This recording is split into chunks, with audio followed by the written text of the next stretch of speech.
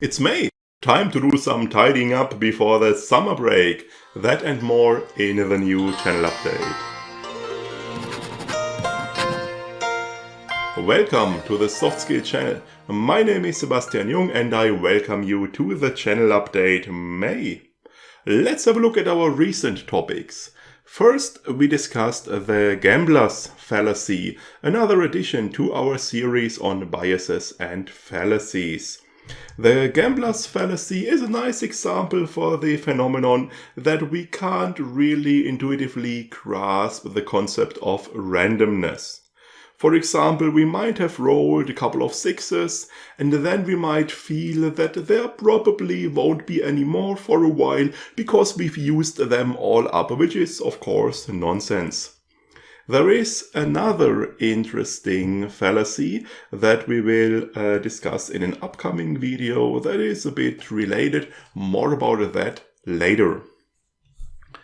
After that, we discussed Nonviolent Communication by Marshall Rosenberg. This was quite a big project, 2 books, lots of research, funny hand puppets and everything, but I think it was worth the effort. The video turned out quite well. I think I will also pick up that topic again in the future. I think I will do a book review for Rosenberg's book at some point after the summer break and maybe further videos about nonviolent communication. And of course, there was a book review. We had a look at The Life-Changing Magic of Tidying by Marie Kondo. Now I have the UK version here, which does indeed say the life-changing magic of tidying. For some interesting fact, the US version is called The Life-Changing Magic of Tidying Up. I don't really know why they have this tiny difference, but I find it interesting. It's a nice fun fact. Now, there we had a look at a big recent trend. Marie Kondo and her KonMari method have been quite popular in recent years, and we will discuss this a bit more later today and also in an upcoming video. So, what are the upcoming videos in the next few weeks? Next week we will start with a new soft skill talk. We will discuss the myth of Japan. Because this is something that is also a bit inspired by the Marie Kondo book. It made me think about the phenomenon that we sometimes have a bit skewed and romanticized view of exotic cultures, of things Japanese, for example. So we will talk a bit about Japanese topics such as samurai or Japanese management techniques such as the Toyota method, and we will see that our perception is not always that close to the actual reality. After that, we will talk a bit more about Marie Kondo. As I said before, it's quite a big trend. We had a look at her first book, but there are plenty of other materials. And in this video, we will have a look at some of them.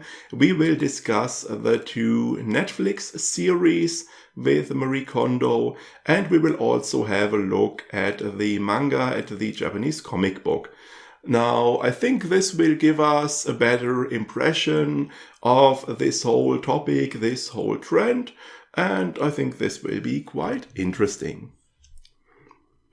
After that, we will have another addition to our collection of biases and fallacies, and this time it's the regression to the mean.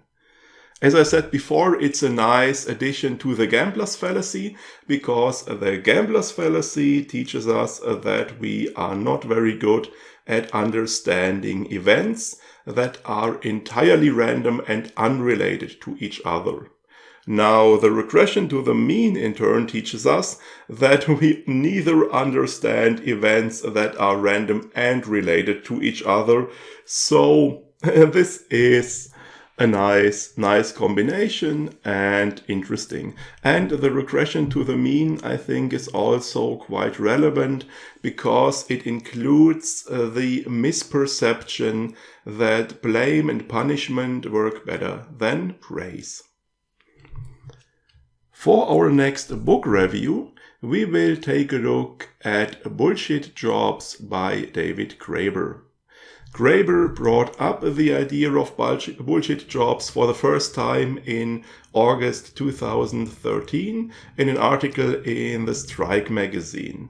It was called "On the Phenomenon of Bullshit Jobs, a Work Rant." Now, Graeber says he has discovered an interesting social phenomenon there because a lot of us nowadays work in jobs, work in positions that don't have any actual social benefit, social value, that are pretty much pointless, and it would make no difference if we would just stop doing that. So this sounds interesting, and we will have a closer look at that. Now, for us, this is of course relevant because this idea of meaning of our work frequently occurs in soft skills. We have this notion brought on by John Strzelecki and others that we should find out what we really love, and we should do that. We should find an occupation that we are really enthusiastic about. So this is something that we encounter frequently.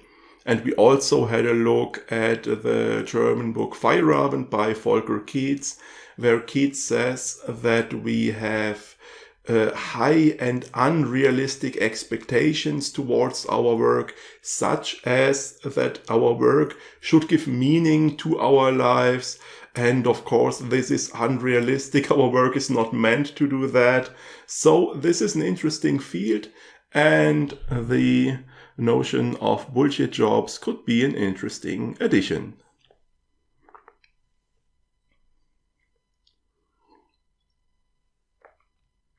Now, after the book review, there will of course be the channel update June, and this will be the last video before our summer break. So after the channel update June, there won't be a new video for a while, and we will continue again in August with the channel update August. I will let you know the exact date next time. So, finally, I'd like to say a few words about tidying related to the Marie Kondo topic. Now, tidying, of course, is not exclusively a topic by Marie Kondo, but it occurs frequently, and often it includes a vague notion that maybe getting our homes in order will also have a positive impact on our lives as a whole. If we get our homes in order, we will get our lives in order, something like this. And I wonder, is this realistic? Is this something we should actually hope for? I'd say, first of all, we should consider the wider context. Our consumer behavior, bit related to minimalism, for example. And as you might remember from the minimalism video, one aspect I find quite interesting there is the idea that the things we own have costs. And I'm not talking about the money we paid to acquire them, but about costs they generate by just being there. For example, they take up space. If we had a lot of things we don't use and don't actually need, they take up quite a lot of space. And this space costs a lot of money because we pay rent, or if we have some home we own, we pay for maintenance and whatever. So they cost actual money just by being there. And they also generate work, they generate effort. Every time we tidy our home, move them around, every time we clean them, every time we deal with them. And also, if we finally decide to get rid of them, we have to throw them out or sell them or give them away, whatever. So they also generate effort and work. And this is, of course, quite unpleasant if we don't actually use and don't actually need those things. This begs the question, why do we have them if we don't need them and don't use them? An interesting explanation is from John Strzelecki in The Why Cafe. He says we often buy things as a mean of compensation. For example, we come home after a long and tiring day at work and we are exhausted and we say to ourselves, oh, after this hard work day, I have to reward myself with online shopping, with ordering something nice. Now, obviously, we won't have any time to actually use that thing because another long day at work is coming up, but we rewarded ourselves and felt good just for buying it. Now, of course, we might wonder, if we stop buying all those things as compensation, we might need less money, we might be able to work less, so we don't actually feel the need anymore to buy that useless stuff. A while back we discussed reducing working time, working part-time. This is of course an interesting perspective here. And in regard to money, we have to keep in mind that habituation plays an important role. For example, if we receive a raise, we will be quite happy for a very short time, because after just a few months, we will get used to the new salary and it won't be anything special anymore. So, having a little less money, we will get used to that as well. So, I think bottom line is, it's not a bad idea to ask yourself, how much do I actually need? How many things do I need? How much money do I need? And this has implications for your life as a whole, not just for your home, not just for tidying. So if tidying is your inspiration to think about that, it's probably not a bad direction.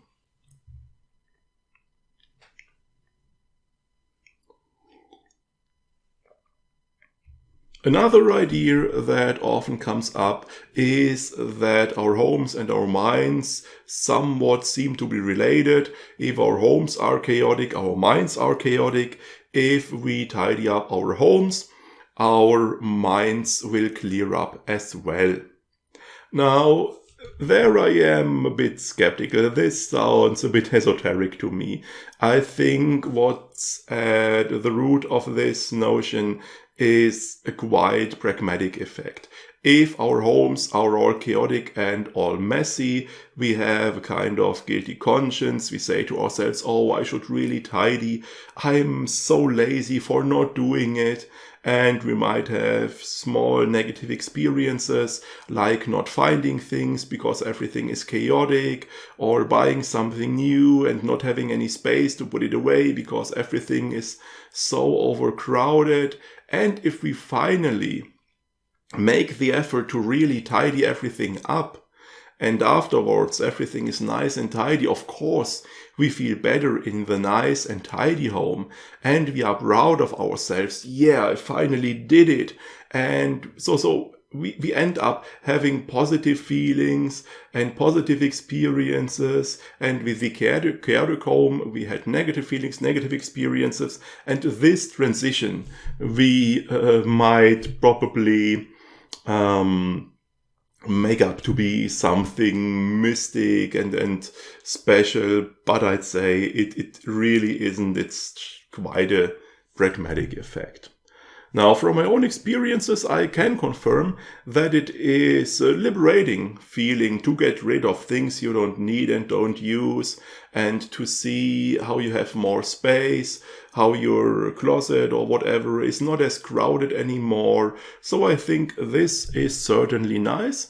And here I like Marie Kondo's idea that you should part with things with a feeling of gratitude. For example, that you could say, yeah, I used this thing in the past and I enjoyed it, I had a good time, but I don't need it anymore, I don't need it in my life going forward, so thank you and Godspeed. And I think this idea to part with things with a positive feeling, that is nice and helpful.